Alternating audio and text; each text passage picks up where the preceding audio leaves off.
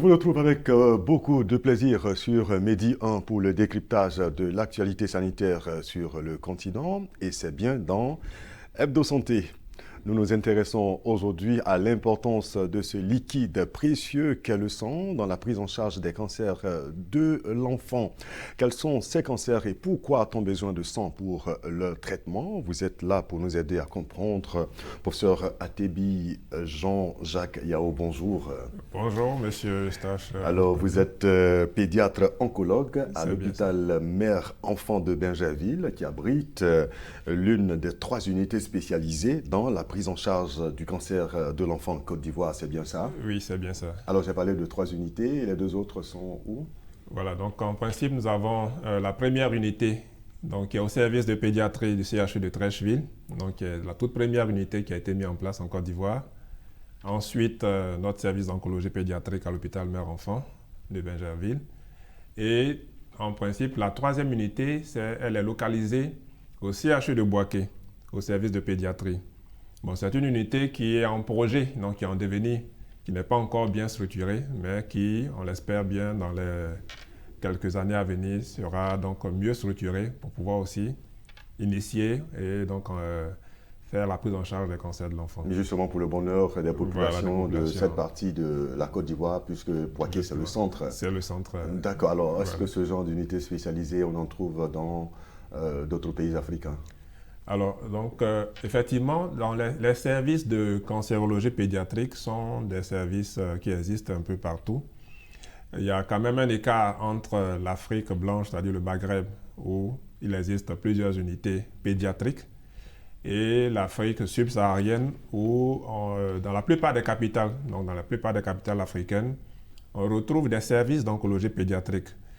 Donc, c'est en général un seul service qui existe, qui a donc à l'échelle nationale, hein, on retrouve un seul service avec, bien sûr, comme il faut s'attendre, hein, des moyens quand même humains et matériels qui restent limités. Ouais. D'accord. Alors, on a besoin de sang pour la prise en charge des cancers de l'enfant et il faut donc avoir ce sang à portée de main. Et vous en avez donc fait votre cheval de bataille, Madame Bienvenue, Kientegat Alata, bonjour. Bonjour. Vous êtes bien sûr la présidente de l'ONG K-Christian. Alors, qu'est-ce qui explique votre grand intérêt pour la cause des enfants atteints de cancer? Parce que moi-même, en 2011-2012, j'étais là-bas, j'ai vu comment les enfants mouraient et je voyais comment les enfants souffraient. Et moi aussi, j'ai fait le rang aux banques de sang de Trècheville pour récupérer aussi le sang. Et à chaque moment que je partais à l'hôpital, je voyais les parents de malades. Et en 2013, il y a une petite même, on arrivait et la mère cherchait le sang, il n'avait pas eu le sang. Et j'étais obligée d'appeler le ministère de la Santé. Monsieur Bédou, le conseiller du ministre, en 2013, il a intervenu, il a appelé le directeur de banque de sang pour qu'on puisse avoir le sang. Mais l'objectif, le projet l'ONG K-Christian de poche de sang, c'est que à chaque fois, ça me venait comme la voix qui m'a parlé, de mettre l'ONG K-Christian en place pour aider les enfants malades du cancer. La voix insistait tellement que j'ai plus de 4 ans pour prier pour le projet. Je partais même voir les maîtresses au CHU de Trècheville, l'équipe de la Croix-Rouge, pour en parler. Pour vous, il y avait une nécessité de mettre en place une telle ONG? C'est ce que je dis, c'est une voix. La voix sonnait tellement que je suis allée consulter l'Éternel des armées. Et quand je l'ai consulté, il a confirmé de le faire. Et avant de le faire aussi, j'ai réuni des prêtres, des pasteurs et les imams. Et au lancement de l'ONG K-Christian, c'est fait aussi à commencer chez les sœurs salésiennes avec Radio Espoir, Radio Al-Bayan, Radio Côte d'Ivoire. C'est-à-dire que même pour le lancement, les chantres comme Kikris Israël, comme une des chantres que j'ai oublié bien ce nom, il y a eu les chants musulmans et chrétiens. Donc, on a le fondement de l'ONG K-Christian depuis le début, c'était Dieu. Et aussi, c'est Dieu aussi qui a inspiré aussi le projet de poche de sang. On a fait 4 ans de prière, des imams ont prié, les prêtres ont prié, tout le monde a prié. Et 4 ans après, en 2021, Donc, Et on a mis ça en place. Et D'accord. Dieu a touché parmi les parents malades du cancer, M. Boyon, qui a dit oui après la réunion, qu'il adhère à l'ONG Cas Chrétien. Parce que vraiment, les garçons peuvent avoir le sang. Je dis, moi, je suis passée là. C'est donc un Et je le sais. sacerdoce. Et voici que c'est passé sur YouTube, que vous avez reçu. Ok. C'est passé sur africa.net. Donc voilà. D'accord. Donc, c'est donc un sacerdoce mobilisé donc du sang au profit donc des enfants Voilà. atteints donc de Du cancer. cancer. Donc, on verra donc l'enjeu vital du sang dans la prise en charge Et n'oubliez de pas, l'enfant monsieur, cancer. 1 million de poches de sang. Oui, on en parlera. Voilà. Oui, on en parlera avant donc la fin de l'émission, c'est sûr. Voilà. Mais déjà, avec vous, professeur, dites-nous quels sont les cancers en général, les cancers de l'enfant? Oui, donc en général, lorsqu'on aborde la question du cancer de l'enfant, vous voyez que ça fait un peu, j'allais dire en guillemets, bizarre de parler de cancer dans le milieu pédiatrique chez l'enfant, puisque traditionnellement, la conception, c'est que le cancer, c'est une maladie de sujet âgé, donc de sujet du 3e âge. Et bien, malheureusement, il faut bien comprendre que le cancer existe bel et bien chez l'enfant et que chez les moins de 15 ans, dans cette population pédiatrique, on retrouve un certain nombre de cancers. C'est pour ça qu'on parle des cancers, donc les cancers de l'enfant. Il existe plusieurs cancers. Et ces cancers ne sont pas spécifiques à une race, à une population bien précise. C'est des cancers qu'on trouve chez les enfants du monde entier, qu'on soit en Occident, qu'on soit ici en Afrique. C'est le même type de cancer, seulement c'est leur fréquence qui va varier. Et donc, pour répondre de façon précise à votre question, on va se rendre compte qu'ici, dans nos pays, que ce soit ici en Côte d'Ivoire ou dans la sous-région, les cancers qui sont retrouvés fréquemment en pédiatrie, c'est surtout ce qu'on appelle les cancers des ganglions et de la rate. Donc le terme médical, c'est le lymphome. Certainement, vous avez entendu parler de lymphome de Burkitt. Tout à fait, oui. Voilà. Donc il vient en tête, c'est pratiquement le premier cancer de l'enfant, ici en Côte d'Ivoire, suivi des cancers tels que le cancer du rein, donc néphroblastome. Donc il y a le cancer du rein chez l'enfant. Il y a le cancer de l'œil, le rétinoblastome. On retrouve aussi un autre lymphome qui est un peu différent du Burkitt. Et pour terminer, donc, on a la leucémie aiguë. Donc la leucémie aiguë, bon, qui est par excellence le cancer du sang. Et donc, globalement, ces 5 cancers que je viens de citer, ces 5 cancers représentent pratiquement 80% des cancers qu'on retrouve au sein de notre population pédiatrique ici. Pédiatrique, d'accord. Alors, de ces 5 cancers que vous venez de citer, quels sont, je veux dire, ces cancers dont on a besoin de sang pour le traitement? Justement, alors, le problème du cancer et donc de l'anémie, c'est que le cancer va, dans son développement, finit par donc entraîner un état de dénutrition qui fait que dans cet état de dénutrition, bien sûr, l'anémie va s'installer. Alors, il y a plusieurs modes. Et donc, je dirais que de façon globale, l'anémie est constamment associée au cancer. Et bien sûr, les cancers de sang par excellence, comme la leucémie, vont être les plus associés donc, au problème de l'anémie, que ce soit donc, au moment de la découverte, que ce soit pendant la prise en charge, donc au cours du traitement, ou même après. Alors, en fait, pour bien comprendre, le problème de l'anémie, du cancer, c'est que le cancer, il est responsable de l'anémie. Le traitement, qui est la chimiothérapie, entraîne de l'anémie.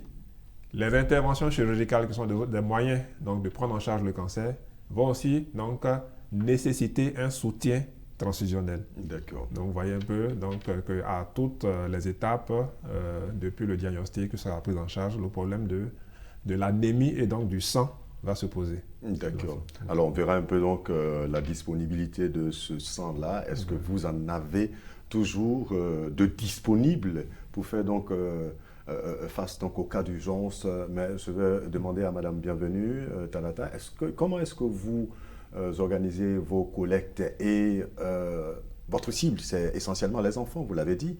Comme je le disais, pour l'ouverture du projet de l'ONG Cas Chrétien dans le domaine du poche de sang pour les enfants malades du cancer, avec M. Boyon qui est devenu le coordinateur dans le domaine du sang avec l'ONG Cas Chrétien, lui, il a sensibilisé les parents malades du cancer.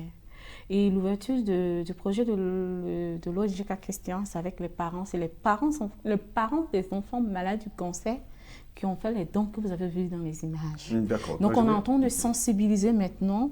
On a touché le président de la presse de Côte d'Ivoire et le vice-président pour que l'émission puisse, l'information puisse passer et aussi avoir le soutien des journalistes pour le don de sang. Il n'y a pas de problème, l'information va passer, ne vous en faites pas. Mais je vais dire, le sang que vous collectez, c'est pour tous ceux qui ont besoin ou uniquement pour les enfants? Parce que quand les poches de sang sont à l'hôpital et aux banques de sang, on ne peut pas trier. Mais l'objectif, c'est que si un parent malade du cancer arrive aux banques de sang, ça veut dire que s'il y a 2 personnes, c'est le parent de malade du cancer, en réalité, qu'on doit tourner l'œil, parce qu'on est en train de lutter pour ça, pour eux. D'accord. Voilà. Alors, on s'est posé donc la question, on s'est dit comment se fait donc le dispatching du sang qui est donc collecté, qui est prélevé. Voilà. Et à cet effet, donc, nous nous sommes rendus au Centre national de transfusion sanguine. Nous avons posé la question au professeur Sekongo. On le voit ici en image. Le Centre national de transfusion sanguine approvisionne les hôpitaux en fonction des demandes qu'elles nous transmettent, voyez. Et donc, il ne nous revient pas à nos centres de transfusion sanguine de dire voici la part qui revient à telle cible ou telle cible, ok. Nous faisons des constats ou bien sur la base d'études. Déjà, il faut savoir que en Côte d'Ivoire, les populations qui consomment le plus de sang, ce sont les mères, bien sûr, ensuite les enfants.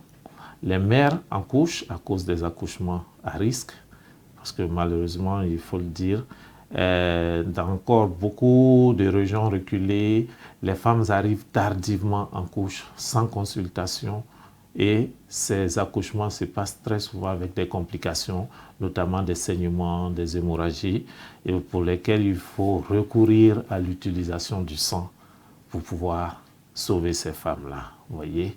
Et donc, les femmes en couche consomment à peu près 44% de nos produits sanguins. Vous voyez que ça fait beaucoup. Pour les enfants, les études qui ont été faites estiment autour de 33% la consommation en sang. Les enfants, très souvent, cela est lié au paludisme grave qui engendre bien sûr des anémies profondes chez ces enfants. Et donc, il faut les transfuser, vous voyez. Et également, très souvent, certains enfants, du fait des malnutritions ou bien même des déséquilibres alimentaires, parce que l'alimentation n'est pas très souvent équilibrée, donc ces enfants font souvent des anémies qui peuvent même décompenser. Et à cela, il faut ajouter certaines maladies pour lesquelles la transfusion fait partie des traitements tels que la drépanocytose, vous voyez, et bien sûr les cancers. Donc pour nous, les populations les plus consommateurs de sang, c'est d'abord le couple mère-enfant. Ensuite, vous avez bien sûr toutes ces pathologies du sang telles que la drépanocytose et les cancers. Et à cela, il faut ajouter bien sûr les services de chirurgie également du fait des accidents de la voie publique qui restent toujours importants en Côte d'Ivoire. Donc, il n'y a pas véritablement une réservation faite particulièrement pour une frange de la population. Nous servons les hôpitaux en fonction de l'expression des besoins. Au fur et à mesure que les hôpitaux nous transmettent leurs besoins, nous les traitons selon la disponibilité que nous avons. Alors, professeur, au-delà donc des cancers, on voit qu'il y a d'autres maladies qui nécessitent donc des transfusions. Là, le professeur Sekongo l'a si bien dit, mais je vais dire, on va revenir au cancer de l'enfant qui nécessite donc du sang. Si on n'a pas le sang, lorsque par exemple l'enfant fait la crise, lorsqu'on n'a pas le sang, qu'est-ce qui peut se passer? Parce que là, nous voulons évaluer un peu le rôle vital donc de ce sang-là. Oui, justement, c'est-à-dire que lorsque on se trouve devant cette urgence, c'est-à-dire que ce qu'on appelle les urgences transfusionnelles, s'il n'y a pas de sang, malheureusement, c'est le décès qui va se produire. Parce qu'il n'y a pas de substitut au sang. Quand il y a une indication de transfusion et que le sang n'est pas disponible, très souvent c'est le décès. Malheureusement, c'est ce qui se produit. Il n'y a pas d'autre, il n'y a pas d'alternative. Donc, Mme Kientega l'a un peu traduite, mais à travers son vécu en tant que parent de malade. Et c'est un peu le drame souvent qu'on vit, parce que comme je l'ai dit ici, le problème se pose à plusieurs niveaux. Déjà, au moment même de faire le diagnostic de la maladie, on se rend compte que le sujet, il est anémié. Et parfois, du fait même de l'anémie, il y a un retard au diagnostic et il y a un retard même à la prise en charge qu'on appelle la prise en charge spécifique. Parce que pour pouvoir aujourd'hui faire une intervention chirurgicale pour quelqu'un qui a une masse tumorale, il faut parfois un soutien transfusionnel. Sans cela, il ne peut pas être opéré. Le problème va se poser. Pour pouvoir faire même une chimiothérapie, initier une chimiothérapie, il faut que les valeurs, parce que la chimiothérapie, c'est un traitement assez toxique, donc qui va lui-même entraîner de l'anémie. Donc, si la situation n'est pas au beau fixe, parfois, on ne peut même pas initier le traitement spécifique plus tôt. Donc, tout ça, ça occasionne des retards de prise en charge et très souvent, la maladie continue d'évoluer, c'est le décès. D'accord. Alors, quelle est la fréquence justement donc, de cette transfusion-là? Est-ce qu'une seule fois, ça suffit ou alors il faut le faire régulièrement, fréquemment? Non, en général, la plupart des enfants qui sont anémiés du fait de la maladie auront à être transfusés plusieurs fois. Dans le cadre, par exemple, des cancers de l'enfant, on va le constater, ça dépendra selon le type de cancer, mais en moyenne, quand on prend par exemple une leucémie aiguë, c'est un cancer de sang. Donc dans la leucémie aiguë, vous allez voir que le même enfant peut être transfusé au cours de son suivi au moins une dizaine de fois. Plus d'une dizaine de fois, il aura besoin. Et ce n'est pas seulement parce que quand on parle de produits sanguins ou de sang, on parle de produits sanguins labiles. Donc il y a les concentrés érythrocytaires, donc c'est ce que tout le monde connaît, donc la poche de sang rouge. Mais à côté de cela, il y a aussi les autres dérivés du sang, c'est-à-dire les plaquettes, parce que l'enfant ne coagule pas bien, il saigne, il faut des plaquettes pour pouvoir donc arrêter l'hémorragie, donc le permettre de mieux se stabiliser. Il y a parfois aussi des besoins en termes de plasma et autres. Donc, vous allez voir qu'en dehors de ces différents produits sanguins-là sont parfois nécessaires. Et souvent, c'est dans un contexte d'urgence d'un enfant qui est fortement anémié ou qui est en train de saigner ou qui a tellement perdu du sang que bon, son taux de sa tension a chuté, donc il faut vraiment rapidement le rattraper. D'accord. Donc c'est un besoin important. On n'a pas peut-être des statistiques hospitalières, mais on va se rendre compte qu'en moyenne, on transfuse, c'est des transfusions chaque jour, on a 2, 3, 4, 5, un besoin de 3 à 4 poches de sang, de façon hebdomadaire, de façon journalière, et de façon hebdomadaire un peu plus selon la situation auquel on sera confronté. D'accord. Alors, vu ce besoin, Madame Bienvenue, est-ce que vous avez un objectif de pouvoir alimenter les banques de sang avec une quantité de poches de sang? Est-ce que vous Comme avez cet je le objectif-là? disais, c'est à travers vous, les journalistes, que notre objectif va être atteint. D'accord. Je suis d'accord avec vous, mais vous avez un projet ambitieux de mettre à disposition des poches de sang Oui. pour les enfants atteints Pour de les cancer. enfants malades du cancer. Comme je le disais, d'abord, c'est de sensibiliser la population en Côte d'Ivoire et de toucher les cœurs, comme je le dis. En leur disant quoi? En leur disant vraiment qu'on a besoin. On a vraiment besoin de ça. Les malades ont besoin de ça. Que les cœurs soient inclinés et que le cœur soit touché. Et quand ils viennent aux banques de sang, qu'ils ne regardent pas quelqu'un, mais qu'ils regardent à Dieu, venez sauver des vies. D'accord. Est-ce que, justement, j'aurais dû poser la question bien avant à professeur, est-ce que c'est toujours que vous avez ce sang-là, comme vous l'avez dit, un enfant doit être transfusé en moyenne, plusieurs fois. Plusieurs fois. Est-ce que c'est toujours que vous avez ce sang à disposition? Non, malheureusement, c'est un peu le drame, comme on le dit au quotidien. On n'a pas toujours le sang au moment où on en a besoin. C'est un peu difficile. Et le problème se situe un peu à plusieurs niveaux. Parce que, par exemple, pour des unités comme le nôtre, où on est vraiment spécifiquement des unités de chimiothérapie, comme je l'avais expliqué, très souvent, c'est des malades, pour pouvoir même arriver au traitement spécifique. C'est-à-dire, le traitement spécifique, c'est quoi? C'est-à-dire faire une chimiothérapie chez un enfant. Mais il est tellement affaibli qu'on ne peut pas initier ce traitement pour véritablement aboutir à une rémission si on ne l'a pas remonté un peu. Et quotidiennement, on est confronté à cette situation parce que, bon, le sang manque. Le sang manque, quel que soit le groupe sanguin, quel que soit le type aussi de poche, parce que, bon, on parle surtout de globules blancs, mais on a de globules rouges, mais souvent, on a besoin de plaquettes qui ne sont pas immédiatement disponibles. Donc, c'est un problème auquel on est confronté assez régulièrement.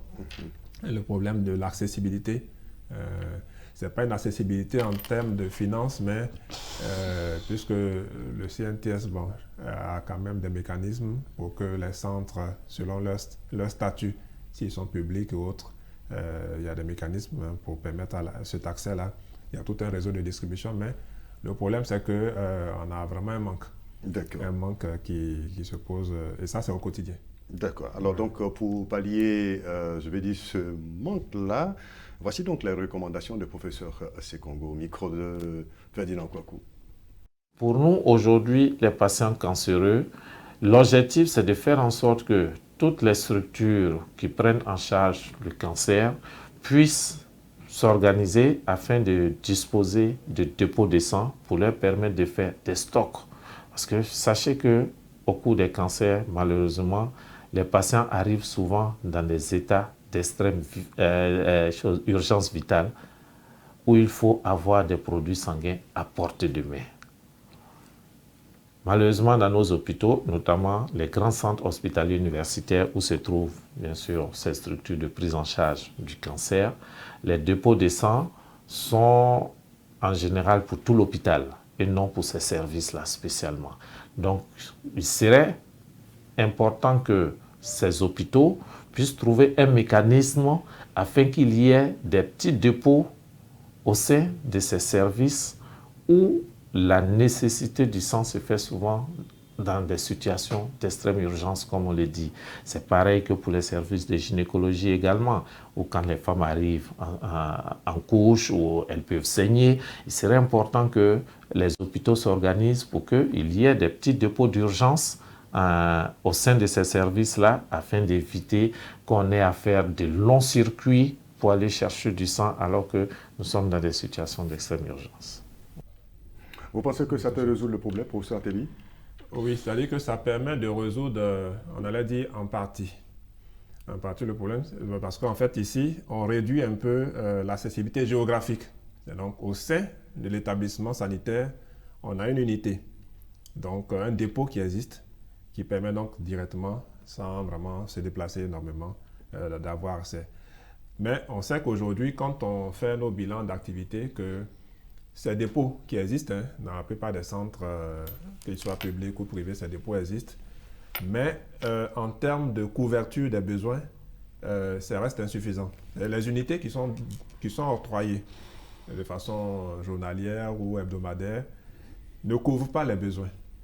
Donc, on a des besoins qui ne sont pas satisfaits. D'accord. Ouais. Malheureusement, c'est ça. Ouais. Madame, bienvenue. Alors, pour certainement aider à résoudre, combler donc ces besoins-là, vous avez ce projet, on va revenir là-dessus, donc de pouvoir subventionner des poches de sang à hauteur de 1 million.